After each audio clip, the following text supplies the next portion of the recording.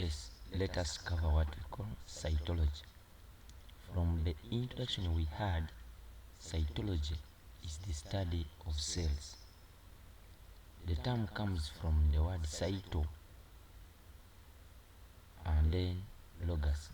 Cyto means cell and logos study. So cytology is the study of cells. What is a cell?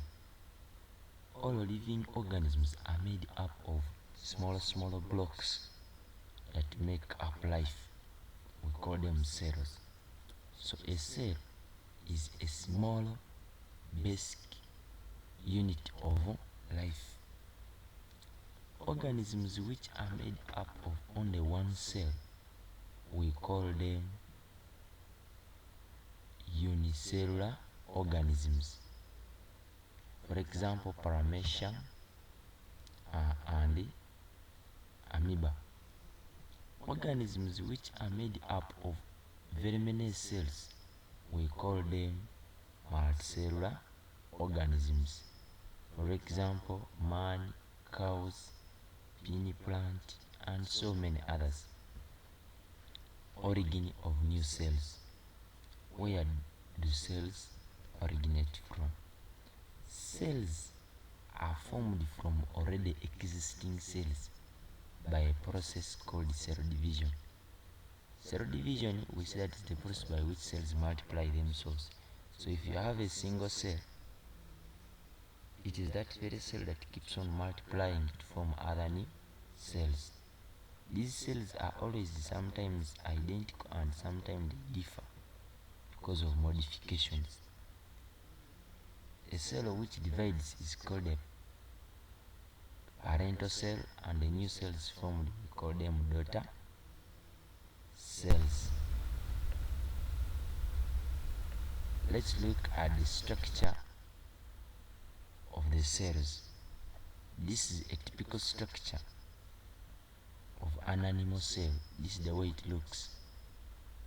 We have the outer layer that covers the cell, and we call it the cell membrane. We have inside of it having what called the nucleus. If you further analyze the structure of the nucleus, you will see that it has got what called the nucleolus and some other structures. We have the mitochondria. This one is like the powerhouse, the source of energy, mitochondria. We have what called the ribosomes. These ones are associated with making different types of proteins within the cell. The cytoplasm, it is a site. In fact, it is where most of the metabolic activities take place. We have the endoplasmic reticulum and some other structures that we shall look at in context. This is a typical example of a plant cell. This is the way it looks like. It has the structures which are on an animal cell and some other additional structures. For example, we have the middle lamella. We have the cell wall now again covering on the plasma membrane. We have the food vacuole, Golgi apparatus. Some of them are in animal cell, but at this level of O level, we don't cover them. So let's look at now the functions. Okay, let's first cover the bacterial cell before we cover the functions. When you go to a plant cell and an animal cell, we saw that we have what we call the cell membrane. Now the cell membrane, it is found both in plants and animals, and these are the functions. One, it allows movement of materials in and out of the cell. It protects the inner parts of the cell and then keeps that protoplasm together. Another structure is the cell wall, that is in plants. It is found in plant cells only, and it's made up of cellulose, which gives it its rigidity. In fact, this is one of the reasons why the cells of plants cannot burst if they are placed in hypotonic solutions. It is because they have cell wall which contains cellulose that makes it very rigid and tough. Functions gives the plant cell its shape. It protects the inner parts of the cell wall and of the cellular of the cell. It allows movement of materials in and out of the cell. It offers the mechanical strength to the cell. Nucleus, that one we know it as almost the overall controller of most of the activities within a cell. For example, it controls cell division, and then it stores the genetic material. It plays an important role in making proteins. Cell wall, it is found only in plants, and it's called cell vacuole. In animals, it is also there where it stores the food, and in plants it is very large, unlike animals.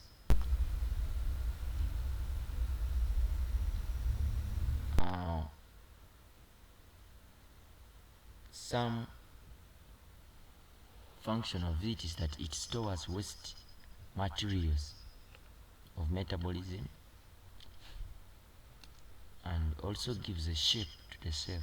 Cytoplasm, we said this is a fluid material that contains many organelles like mitochondria. Functions, it is a site for cell activities. Those are the metabolic reactions. Storage of energy, after the energy has been made in the form of ATP, it is left to move free in the cytoplasm.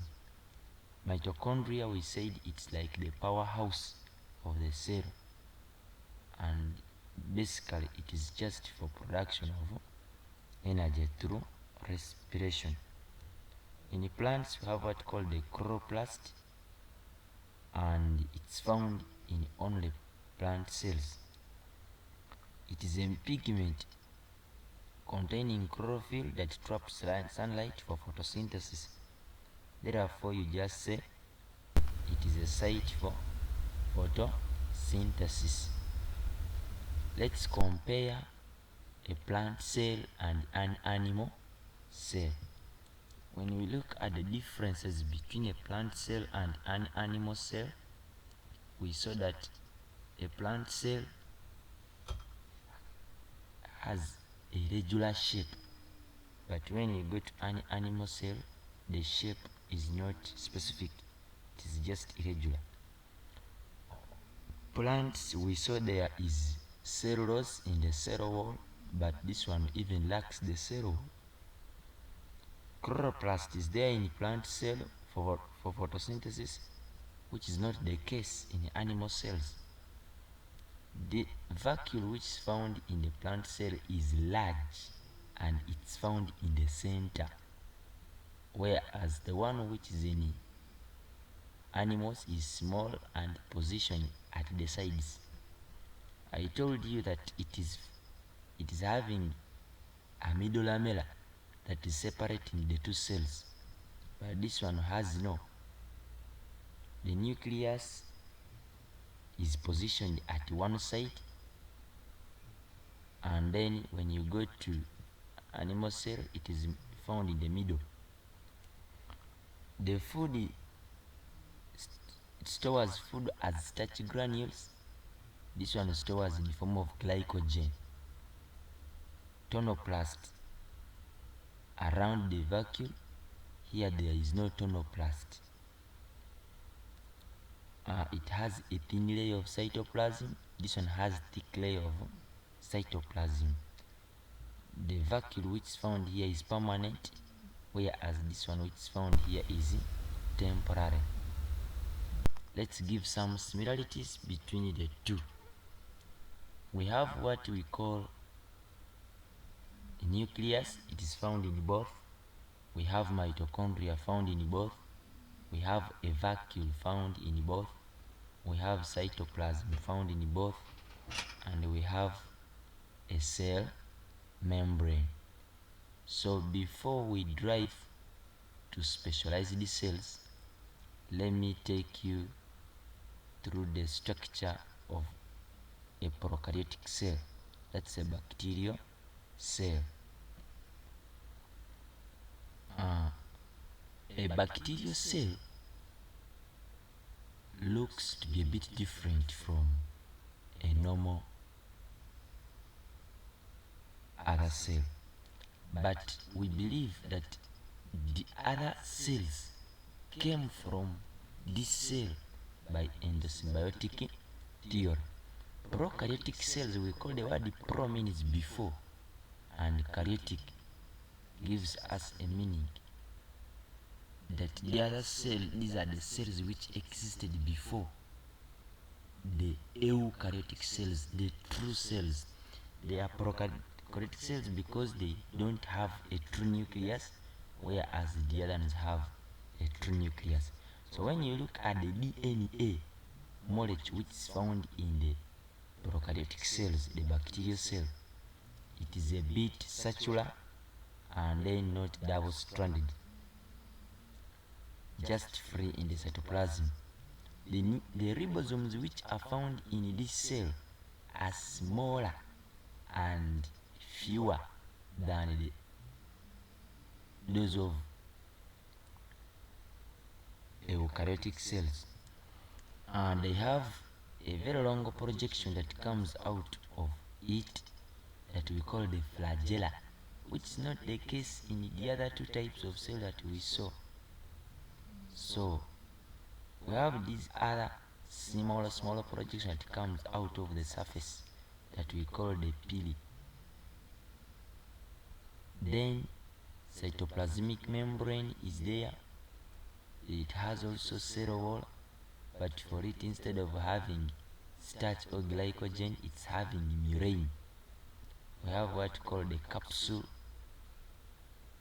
and some other structures in details can be covered at A level, so you don't need to worry on the structures of the prokaryotic cell. Back to specialized cells. As the word goes, these cells are modified to carry out specific functions. So specialized cells are cells modified to perform a particular function. Examples of these cells include, we have what called the red blood cells. These cells, they are modified to carry oxygen to different parts of the body. We have what we call the sperm cell. This is the reproductive cell found in males that fuse with the ovum in females to form a zygote. Ovum is also a specialized cell that fuses with the sperm cell to form a zygote. White blood cells, they defend the body against infections and diseases. Platelets, these ones are involved in clotting of the blood. Root hair cells, these ones are found in plants and they absorb water and mineral salts from the soil. We have what called the palisade cells. These ones are found in green plants, and that's where specifically photosynthesis takes place. We have what called the guard cells.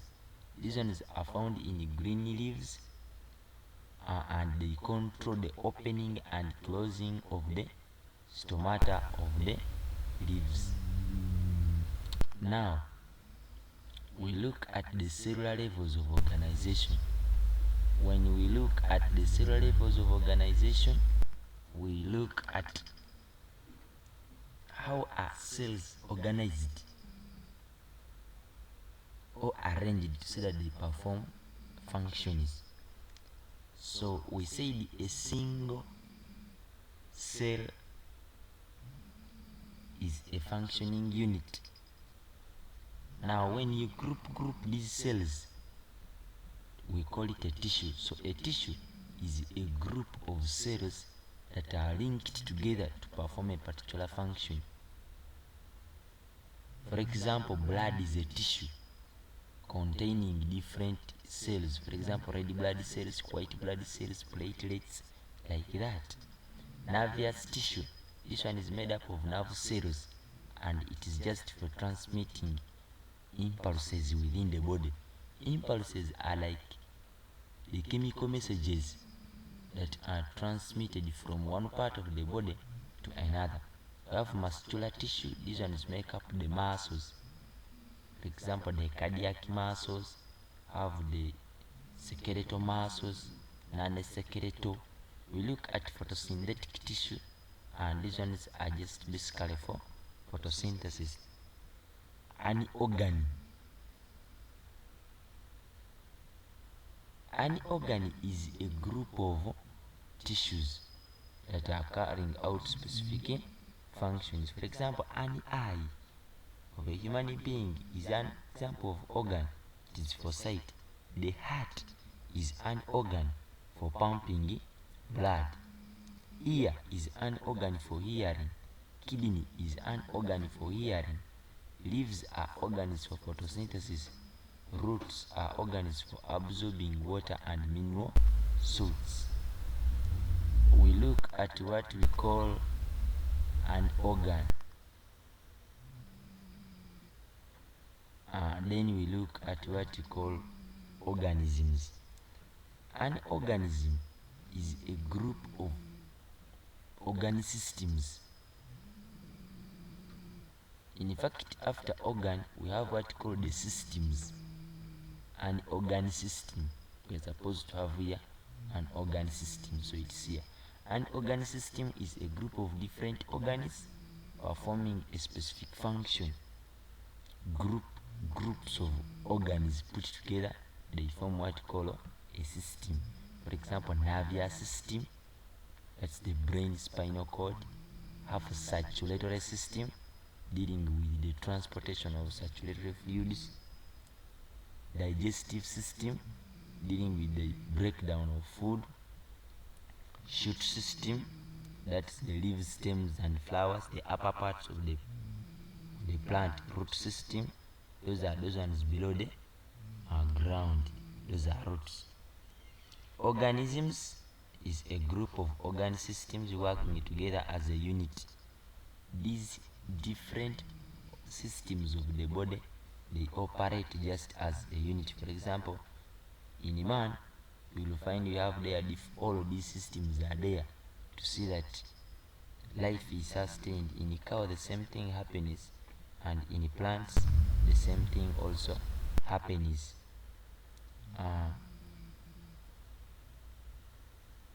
I beg to submit and thank you for watching. Wishing you the best. Please ensure to like, share and subscribe to this channel. I remain Teacher Emmar Mukisa the Twin.